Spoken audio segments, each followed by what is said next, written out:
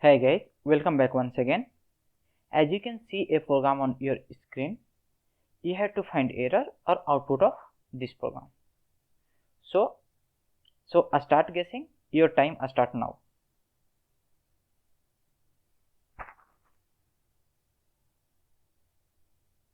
Okay guys, time up. So let me execute this program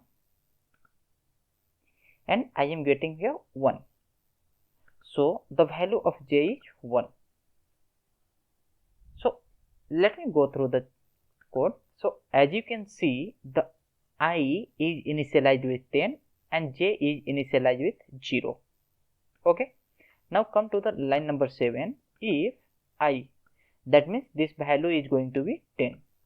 Okay, so 10 means it's true, right? This condition become true. So this is logical or, so any of the conditions should be true. So first condition itself is a true, so it is not going to consider about this part. Okay, and this is 10 is the true condition, that means it will come inside a loop. So it will increase value of j. So what was the value of j before? So it was 0 only. So it will increase by 1.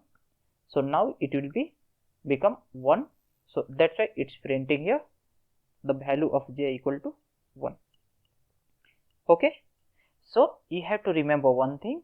If I am using here or, once the first condition is false, then only it will go to next. Otherwise, no, it will satisfied with first condition itself. Okay, so that is the things happening. The value of 10 I is 10 here, so it's true, so it's going to inside the loop, inside the condition.